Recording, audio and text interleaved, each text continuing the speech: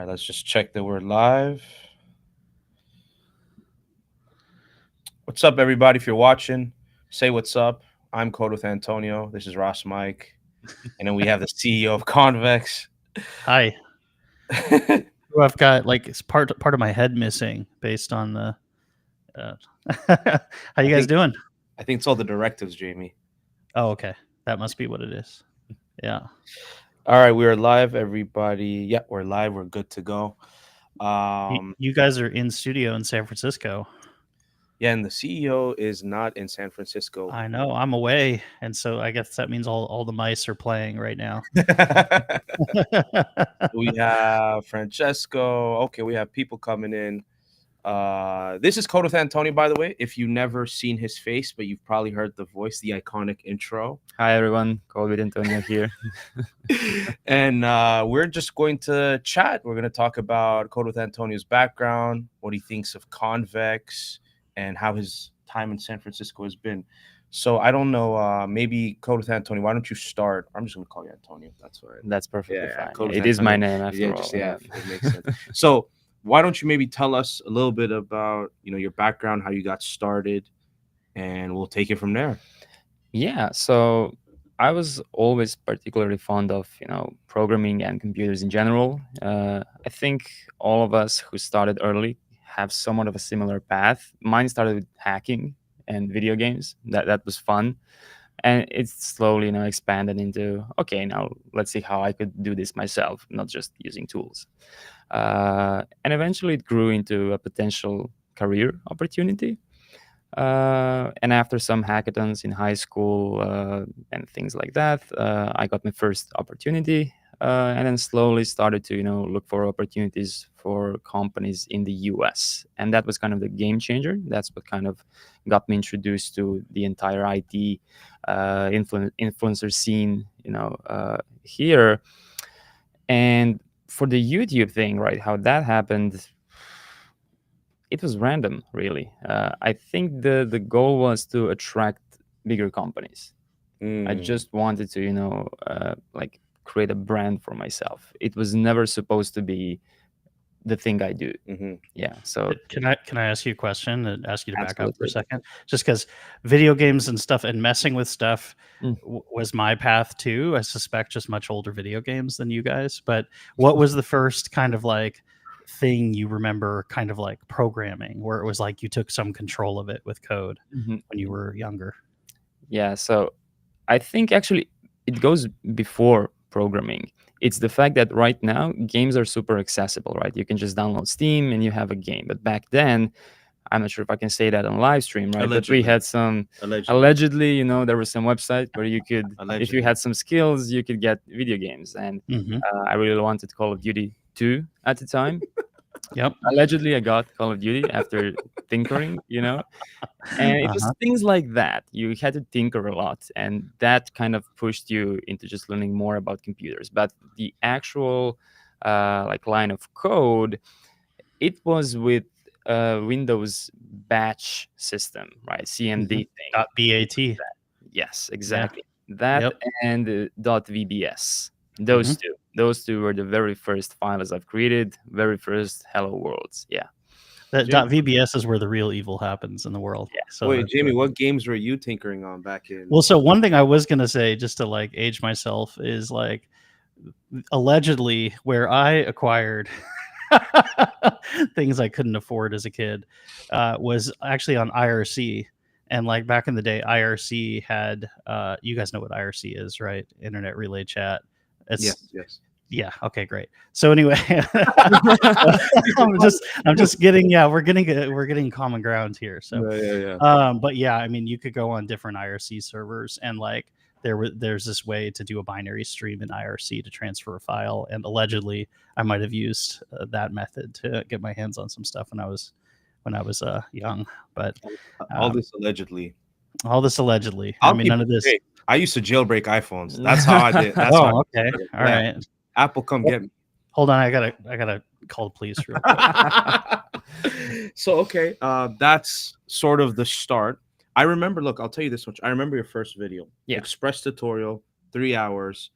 I forgot what API it was. Yeah. Like why the long videos? Like anyone who I know who starts YouTube in our space goes for a 10 to 15 minute. I believe yours was 3 hours, which was probably your shortest video. Yeah. So actually, the very first video, the Express one, Yeah. that is 40 minutes long. So that's your shortest video. That is the shortest That's video one of I my have, longest yeah. videos on my channel, by the way. Just for context. Yeah. And the reason was, I think it was an accident. I think I just took too big of a task. And at this point, I just wanted to finish it. I just wanted to do my first video out. The reason it was backend and Express is because on top of that, I didn't want to bother with UI. It's kind of easier to make a tutorial on backend than it is on front end.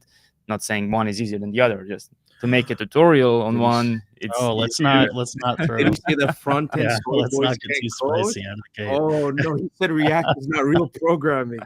Code with Antonio. Yeah, and after that, it was Netflix. Yes, I remember the Netflix one. I don't know what made me do that, except maybe I was searching for ideas on YouTube, and I saw that Netflix clone was a very popular keyword. Everyone was searching that, but I've noticed that all of the tutorials were 20-minute long. There's no way you can build anything remotely resembling Netflix in 20 minutes. And I realized not a single one of them has even the minimum create, read, update, delete thing. So I figured, oh, well, I could just do that. Easy. I'm just going to build the UI. And at that time, I didn't even develop the form to add movies. I just told people you can add them directly in the database. And that got like 100,000 views at my channel, which had like 100 subscribers. That was insane. Yes. And I did it so pixel perfect. Actually, there's a fun fact about that video. I got community striked because of that video. Yes. The login screen was pixel perfect. Because I genuinely opened Netflix and I just coded to make it look exactly the same. And when I deployed it to Vercel, Google marked it as a phishing site. And when I added that link to my description, the entire video actually got taken down. So, because the reason why I asked this, Jamie, there's another YouTuber called JavaScript Mastery who does the same sort of style long form videos, like tutorials. They're both from the same place, right? And they both went to the same something in the water. By the way, I want to back up. I need to vent for a second. I have to complain. Okay, I have another complaint to register here. The way that Antonio brushed past, like, oh yeah, the YouTube thing just kind of happened. Like people are 100K views just happened, and they're just like, I don't know, it was just effortless. I like tripped and fell and got 1 million views. It's like, what does that even mean? So speaking of JavaScript Mastery, I did reach out to him for my first video, and I showed him like the subject and I'm going to show, the length of the video, and he's the one who gave me the green light. Oh, that's good, like that's a great video length. So he's an absolutely amazing guy, and his videos are insane, absolutely insane. But yeah, I at that point I still wasn't sure that that's what I want to do as the main thing. I just wanted it to get attention from people, not that much attention. I was just hoping, maybe. So when I say Code with Antonio, people are like, oh, I saw that video.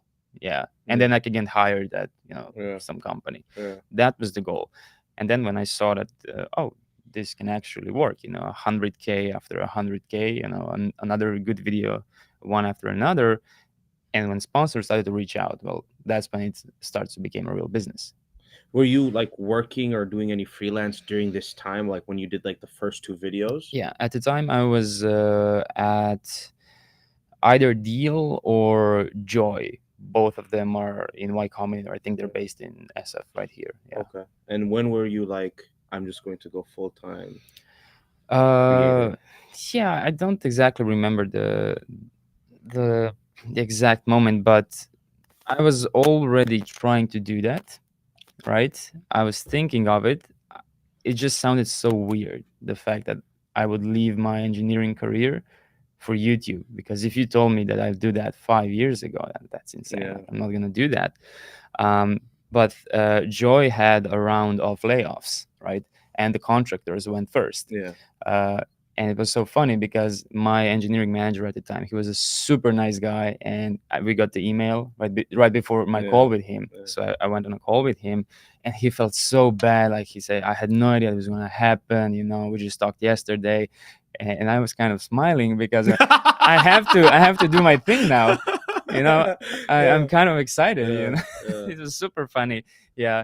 So we stayed on in great terms, and I had the green light to just do my own thing since then. Yeah. And it's been full-time content creator since then. Yeah.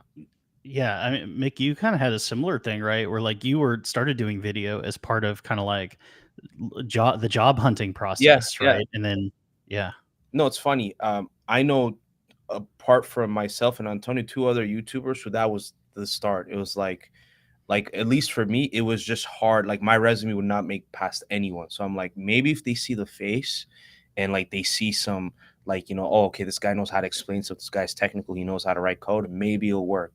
So if you watch like my very first few videos, you'll notice like I don't even have my hair done properly. I'm just like, yeah, this is how this works. This is how this works. This is how this works. And yeah, lo and behold, we're not Code With Antonio level, but we're doing all right. We're doing okay. We're doing okay. How this is first time in the States, first time in SF? Yes, Tell first me about time that in the United experience. States, first time in San Francisco, and it is all thanks to. I know I'm on Convex podcast here, but I have to give Clerk some praise. Oh, that's fine. That's fine. Yeah. As long as you didn't say super basic. Sorry, what? Yeah. What did I say? Clerk's okay. We love Clerk. Clerk's good. Clerk's absolutely amazing. Nick Parsons, he told me, hey, do you want to be a judge at the hackathon? It was a super short notice, like 1-2 days to decide. I got the ticket, I got the ESTA approval, and I was like, okay, I'm here. Yeah. And go ahead, Jamie. Have you seen the Clerk van yet? Has the van made its appearance? The cookie van. So the way we found out about the Clerk van, I'll just share for folks watching that don't have the context on it, is that we were having a meetup at our space like a year and a half ago, something like that, year ago, somewhere in that ballpark.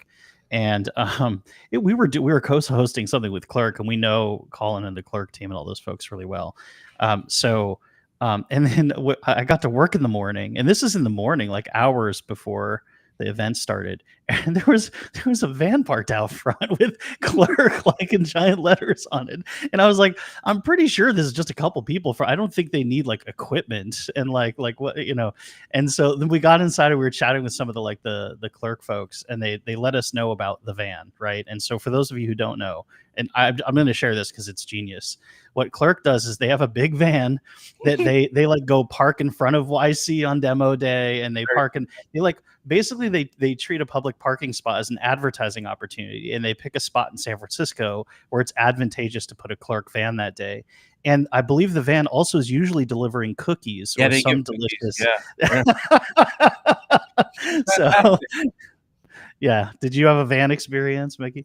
Yeah, no, I saw the van, and like my first thing was like, how can we make a Convex van? Like, I don't know what we would give out. Like, I wanted to steal the idea so bad because it was such a good idea. Yeah, I'm trying to figure out what we can give away. Like, you can try a plane, maybe. I don't know. Like, it'd have to be real time. Like, someone walks by, they get it instantly. Yeah, I think the closest we had to this was the across the street from YC at the Boba Joint, where we had the cards that said just use Convex. And then it just so happened that we've got those cards placed there at the Boba place, and the Boba people were super nice and helped us out. Like the day before the Supabase conference was in the same space, and we did not know that. So it looked like we did something. Maybe I'll give Wayne some credit. Wayne, maybe that was Wayne's master plan all along. But yeah, Wayne is the chief head of propaganda at Convex.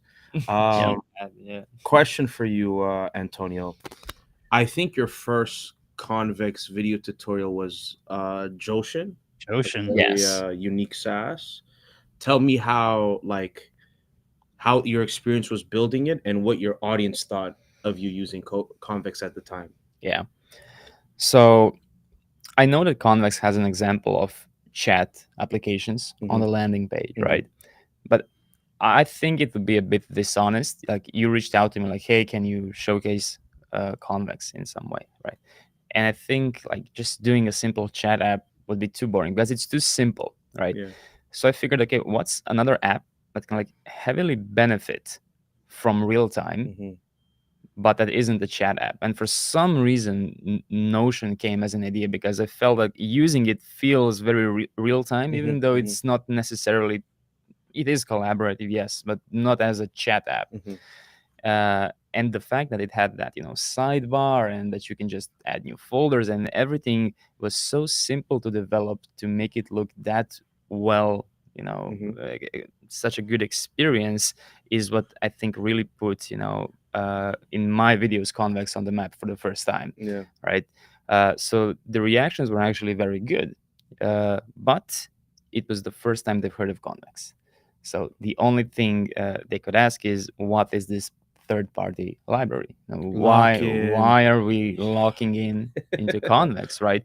But what I tried to show them was the excitement that I had building with Convex, because when I tried it, I was super excited. It took me a while to click too, but once it did, it was like, oh my God, because the only thing I can think of whenever I finish a project with Convex is just imagine how many real-time socket connections I would have to do the same thing.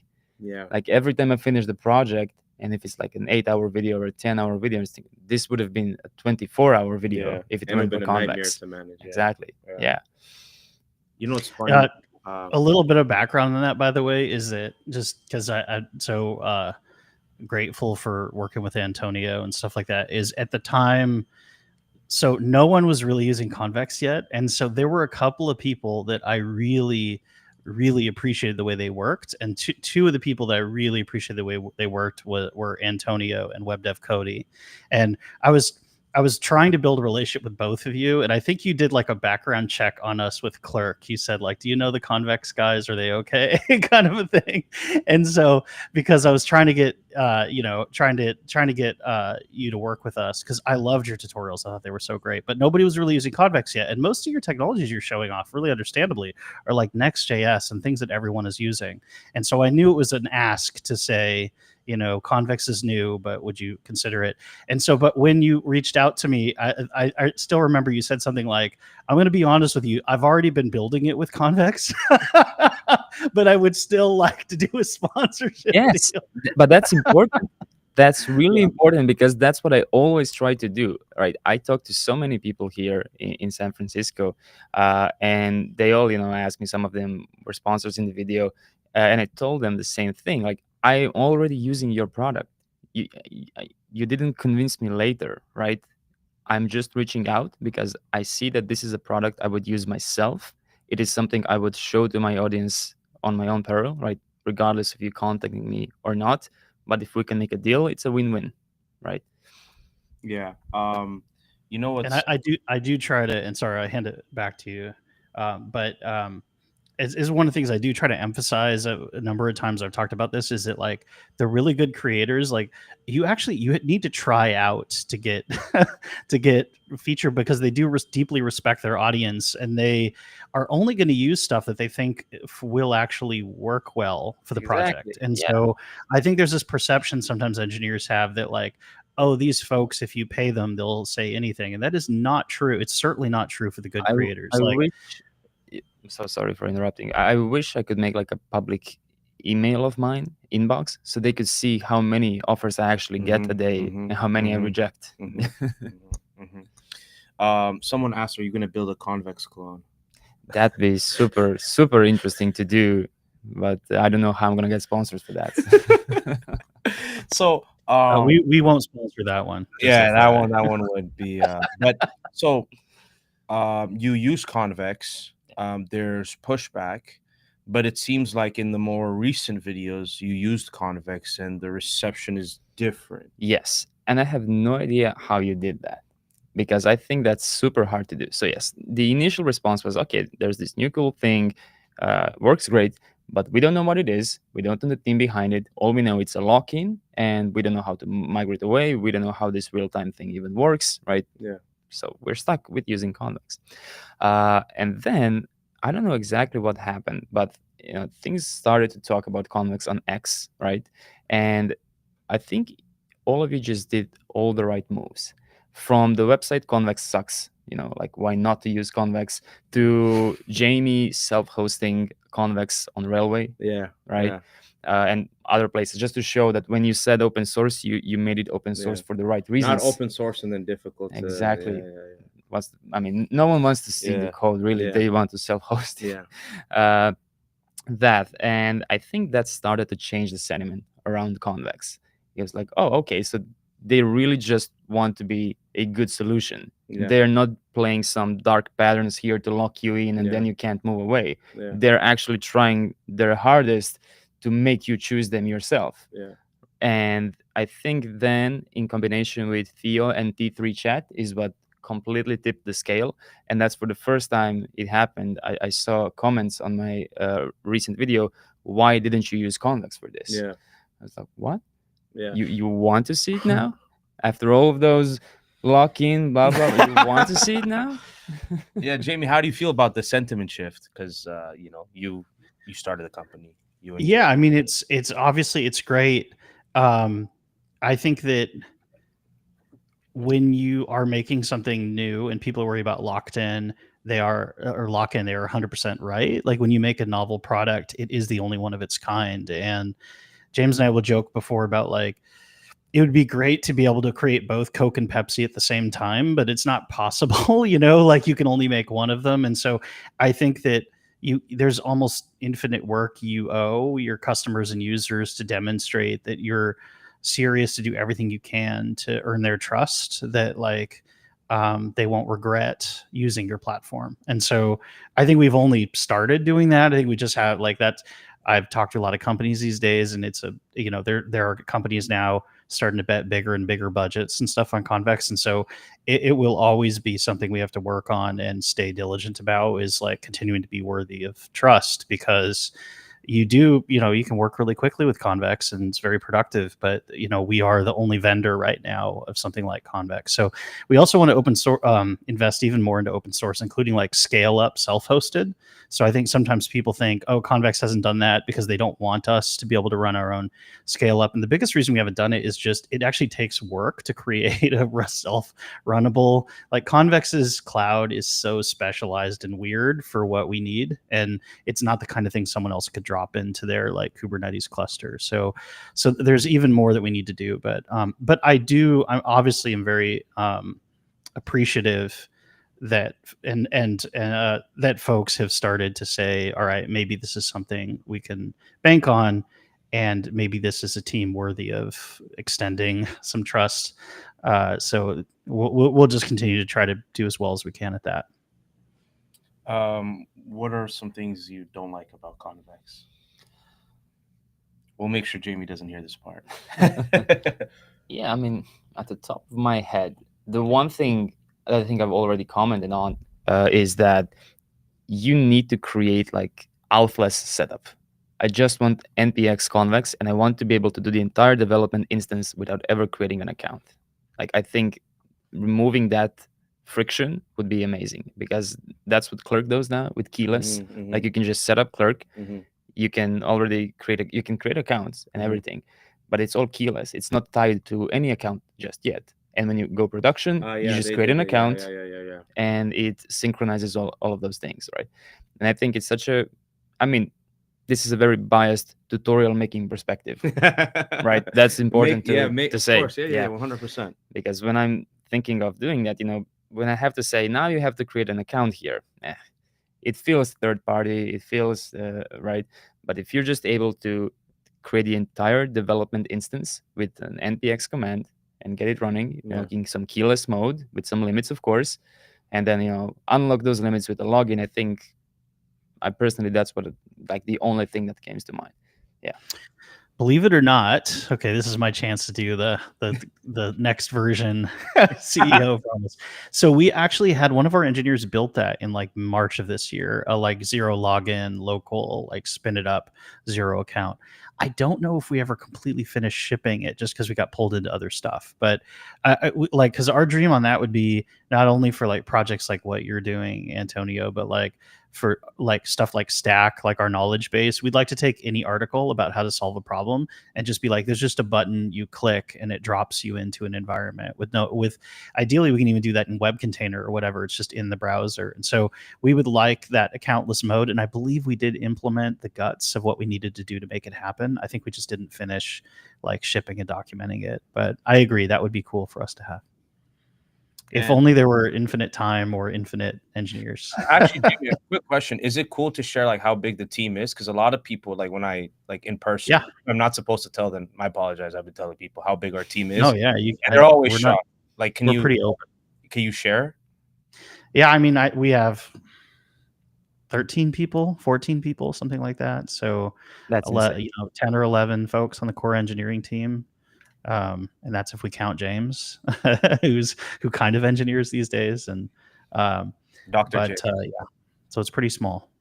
Yeah. So just to give you a heads up, because a couple people, Jamie, are asking when Euro hosting. So I'll let you answer that at the very end. Yeah, I know there's a lot of Convex questions in here, and like I'll give some quick answers, a couple of them, but I also just want to say to everyone asking like Convex roadmap questions that James and I are doing another like founder AMA real time thing together. We'll go in great depth about all these things next week. So we'll like come back next week and we'll talk about all that stuff as much as you want. A question for Antonio. Do you ever plan on like any of the, I know we spoke on person, but I'd love people to hear this. Do you like craft these tutorials and never realize, man, I can turn this to a product that I could start as a SaaS?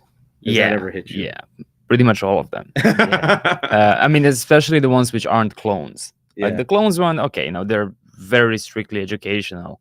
But like the lovable clone, which was, I just contradicted myself, but it was built as a very original thing. Yeah. I just used the term lovable clone because it gets keywords. But it was built as a very original thing. And it was actually released on YouTube around the same time that other startup, you'll have to forgive me, I'm not sure about the name, either Base 44, Base 66, something like 80 million. And I was like, oh, maybe I should try because it's a shame in this AI boom to not try a single thing. It's like I could give it a shot. Jamie, I actually would love to hear your thoughts. There's a lot of vibe coding platforms out there, and surely they must be making money, right? Because like to Antonio's point, I at least every day get 4 new ones emailing me to like do a sponsorship video. Oh yeah. So like because a good chunk of them use Convex as well. What are like, I would love to hear your thoughts as in like, are these viable? Do these make sense? Or is this sort of like a trend that everyone is just, following along? So in general, their retention curves are not good, right? So, and this is the challenge, right? I think that the potential of the vibe coding platforms it's probably the most inspiring high ceiling version of enablement, right? That people that really cannot make software suddenly can. And that's actually incredibly powerful. And obviously the more it becomes successful, it's probably also incredibly valuable, right? Because you're talking about the world's workforce becoming more efficient to be able to automate their own work as they can locally understand it, which they understand their work the best. So they have the most specific ideas. I actually think the thing we learned the most about Chef that I just thought was really cool and like inspired, I guess like love of humanity or something is a weird way to say it, is that it's very easy for me as an engineer to say non-engineers don't have opinions about software. And that is so not true, right? Because at this point, we've all been using software for 20, 30 years, right? Or some longer. But at this point, kind of everyone now has been, or almost everyone has used software for a long time. And so just because they can't code, they often have incredibly insightful ideas about exactly what software would be useful here. And I think it's been very interesting to watch in vibe coding platforms when you actually put their hands on the wheel, that sometimes they shock you at how creative their ideas are for what would work for them to solve a problem. So that is great. But I think that, folks know that as the context window grows right now, things get bad quickly. And I think that there's that first prompt where you say, like, give me a to-do list. There's a million valid answers to that all make you go, wow, this is a kind of to-do list. And I think that iterating on these projects is pretty tough to like figure out the right way to constrain what are the things that should change and what shouldn't, and what should be in the context window. And then even just the idea about like, computers are so literal that you have to be really good at expressing intent. And most of us are used to like prose, in our language, which is interpreted and people understand the connotation of what you mean. And like the models are often not they don't, they will, instead of saying, what do you mean by that? They just start working, and then they build something you didn't intend. And then you're not quite sure why it doesn't work the way you wanted to. So I think figuring out how to like keep projects, you could certainly birth a lot of projects, but how do you have a project where a year later people are still iterating on it in a vibe coding tool? And I think that's mostly unsolved at this point. And I think because of that, sometimes the retention curves are not great on these tools. But I think that will get better. I just think there's a lot of work around human computer interface thinking and theory about like how we give folks the metaphors they need to say what they mean and what part they want changed, and like more feedback cycles, like testing, like is it still true that it does this one thing that was important to me when it makes a change, so that the LLM can try again without quietly breaking something that still matters to you. So I think that's going to be really interesting, like product development problem over the next couple of years. And I do think it eventually will get figured out, and then you will start to have all these use cases where vibe coding platforms are doing really well. Right now, I think they're all still trying to figure out like how to unlock that really retentive long-term value thing. Yeah, the moment the model stops saying you're absolutely right, then we've got something going. Until then, we've made progress. When sometimes it's like, I know you're wrong. That didn't make any sense. So I need you to back up. And model tells you to lock in. But speaking of models, like how do you use AI, if any, when you're building these projects? Because I remember watching your videos in a time where Stack Overflow was your AI, and you're praying, hoping that you find something that makes sense. Has it helped? Has it made things worse? Like, what does your workflow look like in this AI written world? Yeah, so it actually put me in a very weird situation, because people are expecting me to develop projects faster and to make videos faster, but it's actually taking me longer and longer because I use AI very heavily, and the projects are much better, right? So it takes me longer to record them. Like, for example, the N8N clone right now that I'm building, I just finished part 1, which is 12 hours. I still have, I don't know, another. Is that the YouTube max? Is that why you do part 1, part 2? Yes, YouTube has a limit on 12 hours. Yes, I use Claude Code primarily. I also have Cursor, but I've stopped using its chat option completely. I only like the completions. Yeah. So maybe I'll switch to, I don't know, just VS Code with some extension. Yeah. But Claude Code, for some reason, is the perfect tool for me. I'm not sure. Is it the model? Is it the CLI interface? It just works well. And what I do is I never even attempt to give it a prompt which will require it to one-shot something very, very big. I very rarely get disappointed with AI because I make it do very small patterns that I do first. And then I tell it to carefully take a look at what I just did and replicate that. Yes. So for example, in this N8N clone that I'm building right now, we have various nodes, like OpenAI node, Anthropic node, right? So what I do is I implement one myself, and then I tell Claude to look at all the staged files, right? Because that's all the files needed to add a node. And I tell it create a README, call it, node walkthrough, I don't know, whatever you prefer. And then every time I need another node, I just tag that README and I just say, okay, now do the same for Gemini. And that's how I get a new node. So I'm able to move much faster, and I'm able to create much bigger, higher quality projects, but it does not help with making the videos shorter or pushing them out faster. Yeah. Interesting. That makes sense. So projects are getting bigger. You're more ambitious with them, but it makes recording even much more. And it also feels like a superpower at one point because I use it as a programming buddy. I had no idea how I was going to develop an N8N clone. Yeah, but with it, I had no idea, but I just bounced ideas off until we kind of got to some standard ways of doing it, and it was like, okay, let's try that. So yes, I feel like I can embark on any type of project now just by bouncing ideas off of it. Like, how would you do it, Claude? And then I see what it does, and then I research about it. Like, is that some standard, or did they just make things up? And much better results. Yeah.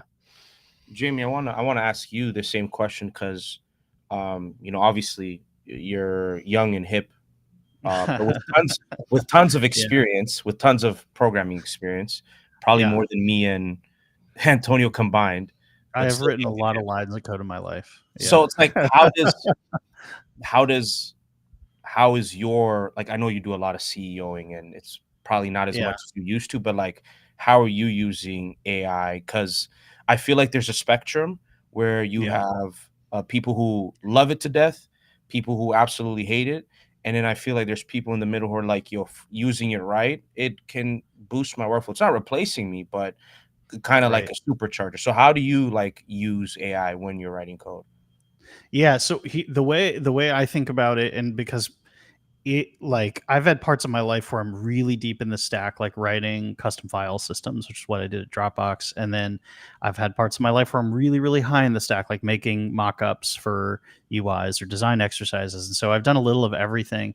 And so even these days, I mean, to be honest, the team does all the deep stuff in the stack these days. I don't have the context anymore. And they're really good at that. So most of my programming is more high level using Convex, right? Not building Convex. And I personally, the degree to which I leverage LLMs and how I leverage them depends on where I am at what point in the stack, because the risk profile is different depending on the work I'm doing. And so I will be honest with you, like I do watch TV coding now a lot of the time at night, where I just yell at open code over and over again and until it looks right. And like if it's not quite right, it doesn't matter, because it just kind of has to look right. Like I have a number of projects like that where I can kind of just be the manager and just order the agent to go again when it gets something wrong, and just do very light code reading. But if I, let's say, was writing part of Convex, I'd probably be more in cursor mode, where it'd mostly be about that smart autocomplete, right? Like I actually don't, for me, especially for complex code, reading code is harder than writing code in some ways, like especially if I really have to understand that this was correct. And so I will normally like just, now don't get me wrong, I love LLM driven autocomplete. It's awesome, amazing. But that's about how I would work if I'm working on something really critical, like a new database or something like that. So yeah, that's my answer. Is I use it quite heavily, but I use it very differently depending on what I'm making and how much I'm just going to order it to go make something. I don't care quite how it's built, as long as it achieves the effect, versus like this is some long-lived foundational piece of code where the ramifications of getting it wrong are severe. So does that answer your question? Yeah. So we're not allowed to rip Claude code to write Rust code for Convex, basically. I think some people use it a little bit, but I would say the deeper they are in the database, the more they're doing the smart autocomplete thing. They're not setting Claude code like brand new database feature. Just go to town, and then you get like a 3,000 line diff back. It's not how the database is being built. It's being built small blocks at a time. They're being read very carefully, and probably not very much agentic development versus like amazing LLM driven autocomplete kind of stuff. Interesting. Antonio, for you, I wanted to ask like the end of the year is near. Are there any more tutorials you're dropping this year? Any sneak peeks we can get? Yeah, I do have a plan to build a cursor clone, which will be particularly challenging because I do web apps. Yeah. So I don't know, am I going to do an interface on the web like you can with VS Code? You have it on the web, right? Or am I going to try something with Electron? I don't know. But it's between Cursor and Devin. I do want to like kind of try that. I do have to say, like a great example of a perfect fit is like people that haven't used Convex might think I'm exaggerating when I say this, but I'm just going to be honest about my experience here. So like if I was making a random web app before Convex, the back end and the front end might fight each other for the amount of work it was. And after Convex, it's way more time in the front end than the back end. Like Convex to me is that productive. But I will say a lot of that time classically has been nudging styles around to make things look right. And boy, do I just have the LLMs do that now. I don't even think about CSS anymore. That to me, like CSS is the perfect use case for LLMs because you're just like, that's 2 pixels off and it just does all the stuff. So I think LLMs have completely one of the ways LMs have made me happiest is that I almost never think about like the box model anymore or whatever. Like I just let the LMs rip. Yeah, rip to anyone who really dived deep into CSS and was a CSS master. You know, they have CSS competitions, by the way. I don't know if you guys know this. Like people like competing and designing stuff with CSS. It's a cool thing. I think there's one or two questions for Antonio. We should from the chat. We should probably. Yeah, Wayne, if you can. I don't know how do we click. Yeah, I think Wayne's. There's one down there that. By the way, asking. Someone asked if you could invest in their startup and they're going to DM you. I don't know how you want to respond to No, that. I think they wanted to invest in. Oh, they wanted Convex. to invest in Convex. I don't know if we're open to that. We're not currently raising money. But that was a short thought before the end. Yeah, he thought already. No. Yeah. I'm very happy to say that too, that we are not currently raising money. So, yeah. There was a question about, this is for Antonio, but has any company that you built a clone of contacted you to ask you to not build that clone or express concern about them like you making it trivial to copy their features or something? It's kind of a thing I always have in the back of my head. Like, will someone do that? But I think most of what I've tried to build, right, are too big to care about that. I think it's more dangerous to use their logos than to build an actual alternative of them. Yeah, I'm trying to think if there was some conversation that could, but I think not. I think I actually reached out to some like smaller apps, and I told them like, hey, I really want to do this. Is it okay with you? And yeah, I think most of them were okay. Yeah, all of them actually. Yeah, I've never had so far, hopefully never, that happened. Yeah, I'm looking through the. There was another question I was asking actually, Antonio, how you choose what projects to do. Like, how do you choose what's the right next project? Unfortunately, there isn't any pipeline. I just do it the moment I start doing it, right? Sometimes I pivot in between the project, but what I do, care about is I don't want it to go to waste, right? Everyone is building with AI now. I don't want to be the guy that just releases a LinkedIn clone all of a sudden in the middle of don't AI thing, right? So I try to make it trendy, like Cursor, and like N8N was a smash hit now, for example, because everyone's doing automations, right? And I also try to make it look pretty. That's another thing I have. I really want to make it something that I can proudly present and that I can make very cool demo videos about. If I can't make a cool demo video, I don't want to do it. That's why there are some ideas which like I really, really don't like. Someone's asking here, do you plan on making a mono repo with both a web and React Native app? Well, yeah, I had something like that when I was strictly doing like clones of these popular apps. It would be Uber then, right? That's the first one that comes to mind. Interesting. Somebody asked about open code. I wanted to say one more thing about open code. Just like, I love open code. I think open code is great. I like open code for the same reason I like T3 chat. I actually told Theo like open code to me is like T3 chat for building. And Theo was like, it is actually, that's exactly right.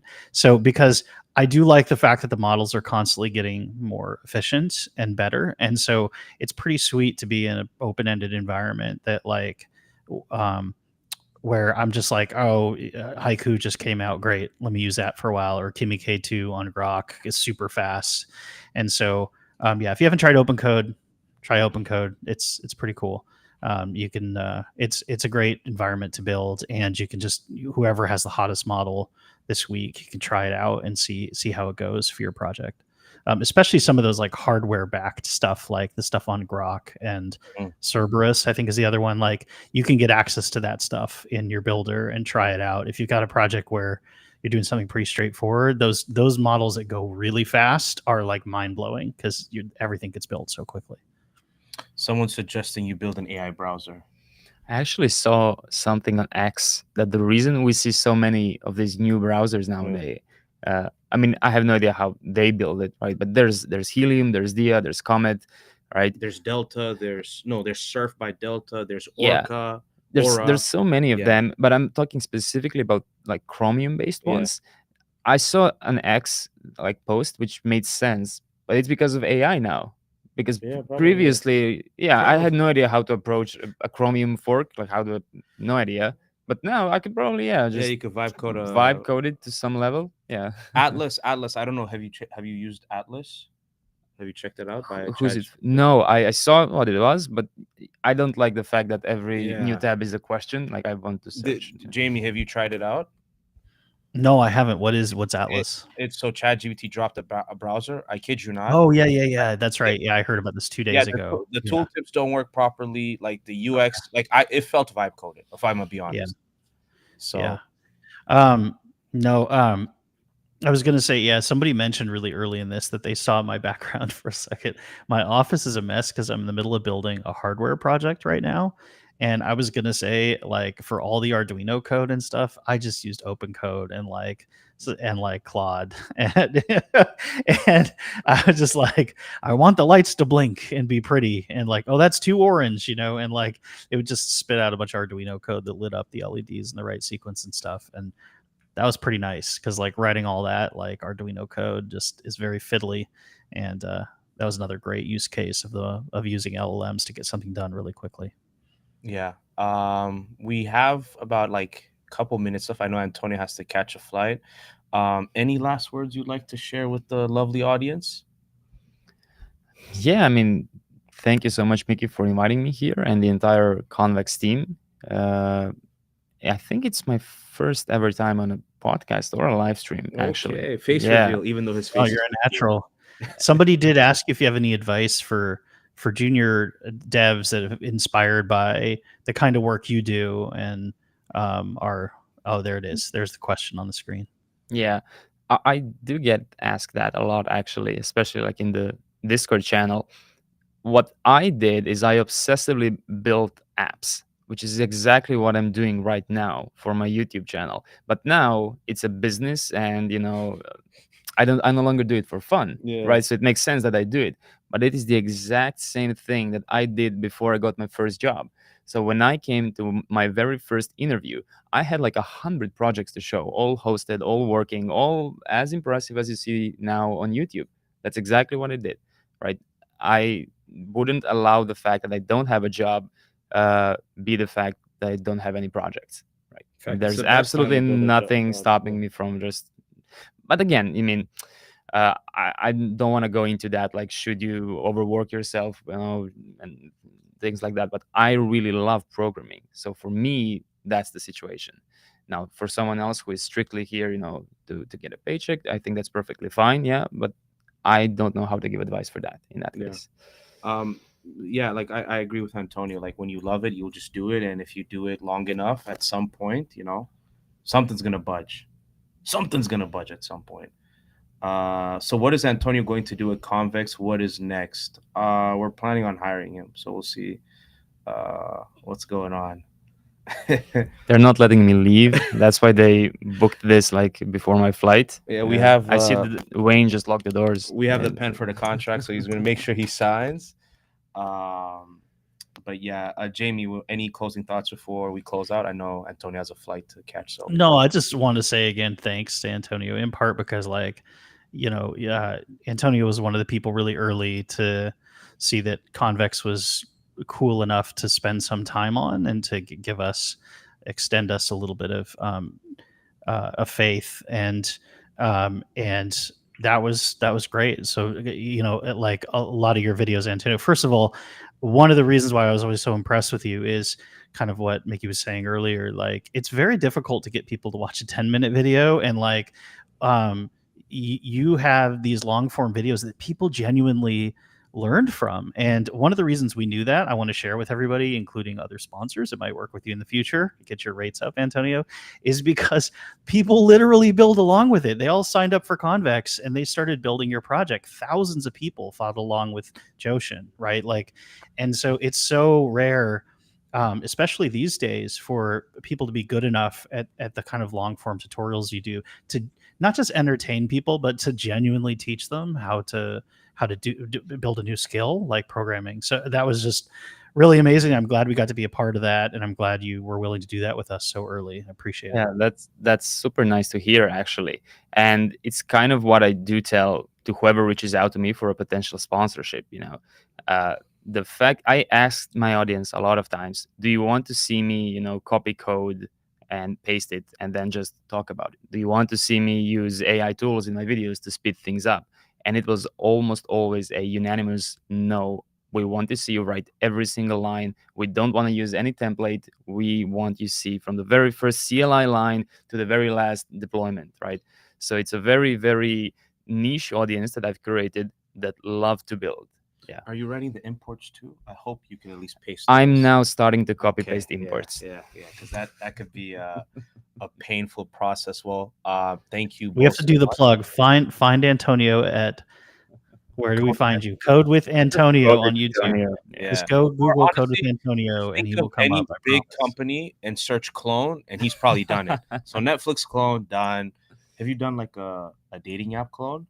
No, because it had to be a mobile app, and I've only done web apps. Yeah. Well, again, there you go. Expo. We work with Expo. Just saying. Yeah, Just saying. I'm eyeing Expo, and I think I met someone from Expo at the conference. So Expo team is great. Shout out to Expo. Yeah. Well, thank you, Antonio, for your time. We appreciate you, and I know today's a flight day, but you came to visit us. Thank you, Jamie, I'm happy for your time as well. Thank you, everybody, for watching. Check out Convex, convex.dev. We have a generous free tier. Go have fun with it. Use AI, write code, watch his tutorials, especially the Convex ones. They're really good. And we thank you all so much and hope to see you.